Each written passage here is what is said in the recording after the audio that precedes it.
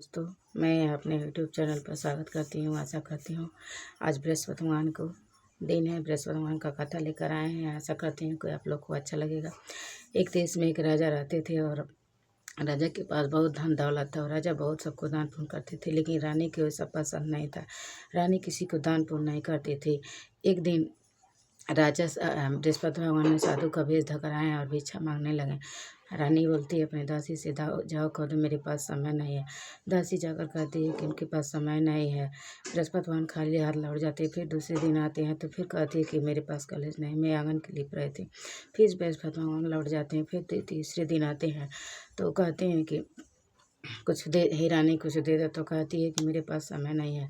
तब बृहस्पति भगवान कहते हैं, हे रानी तुम कैसी हो, तुम्हारे पास इतना सब कुछ है, किसी को दान पुण्य नहीं करना चाहती हो। कहती है कि हे प्रभु, मुझे ऐसा धन नहीं चाहिए, मुझे ऐसा धन से मुक्ति दिला दीजिए, मैं दिन भर सहित फिरती रहती हूँ। कहते हैं बृहस्पति भगवान, हे रानी तुम कैसी स्त्री हो, धन और संतान तो सबको चाहते हैं लेकिन तुमको नहीं। कहती है नहीं प्रभु, मुझे ऐसा धन नहीं चाहिए कि मैं दिन भर सहती फिरते चलो। कहते हैं अगर तुम्हारे पास ज़्यादा धन है, तुम नहीं धन से मुक्ति पाना चाहती हो, तो बृहस्पतिवार के दिन लेट से उठो, गाय के गोबर से अपना आंगन लिपो, पीली मिट्टी से बाल धो, राजा से बोलो कि हजामत बनाए, खाना बनाकर चूल्हे के पीछे धरो। ऐसा करोगी तो तुम्हारा धन नष्ट हो जाएगा। साधु के कहने के अनुसार 6 बृहस्पतिवार के करी की सतवें के कुछ नहीं बचा। फिर राजा और रानी दाने दाने को मोहताज हो गए। राजा कहने लगे, हे रानी, हमको यहाँ सब कोई पहचान दे, कोई कुछ काम नहीं करने देगा।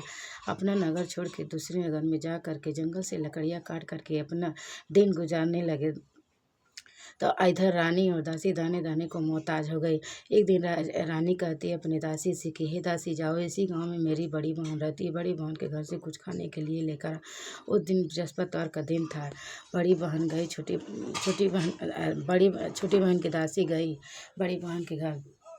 और उसकी बहन पूजा पर बैठी थी, बृहस्पति भगवान का पूजा करती थी और 2 चढ़ाक लगाई, न बोली न उठी उसकी बहन।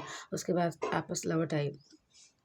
तो जो उसकी बड़ी बहन पूजा पर से उठी तो सोची कि मेरी बहन की दासी आई थी, ऐसा क्या बात है। थोड़ा सा प्रसाद लेकर बहन के घर चली गई। कही बहन मुझे माफ़ करना क्योंकि मैं तुम्हारी दासी गई थी, ऐसा क्या बात है। कहती बहन मेरे घर में कुछ नहीं है, थोड़ा सा ना दे दो। कहती है थोड़ा सा प्रसाद देती है। बृहस्पति भगवान को कहती है कि बहन ये सब बृहस्पति भगवान के कारण से हुआ था, तुम लोग बृहस्पति भगवान को अपमान किए। कहती बहन तुम पूजा के विधि बताओ, मैं भी बृहस्पति भगवान का पूजा करूँगी। उनके घर में थोड़ा सा अनाज मिलता है, जाती है खाती पकाती है। उसके बाद से रानी रोज पूजा करने लगी बृहस्पति भगवान के। फिर से ताल तलय बाग बगीचे वैसे हो गए।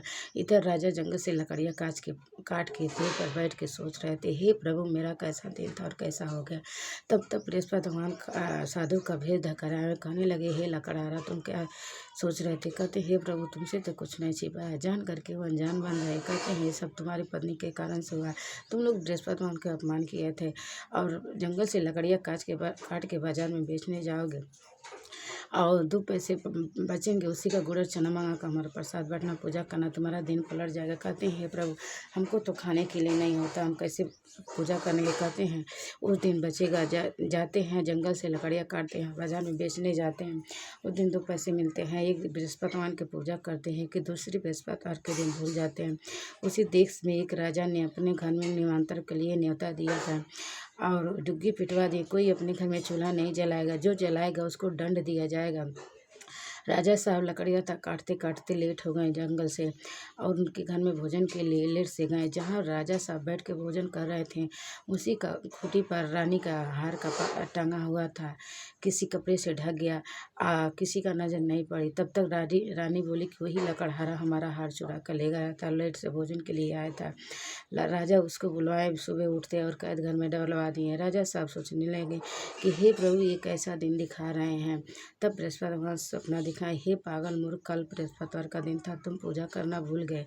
तब दरवाजे पर सोकर उठना तो 3 पैसे पड़े मिलेंगे, उसी का गुड़ और चना मंगा कर हमारा प्रसाद बांटना और पूजा करना, तुम्हारा दिन पलट जाएगा।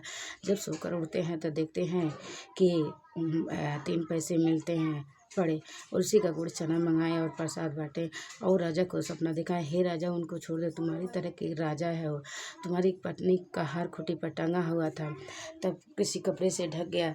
जब राजा सोकर उठते हैं तो रानी का हार टंगा हुआ था। अपने सैनिकों को बुलवा करके उनको आधा राजपाट देकर कहते हैं तुम अपने घर को लौट जाओ।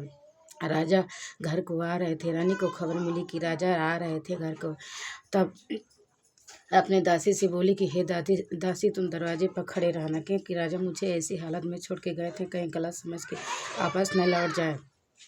उसके बाद से राजा साहब आए तो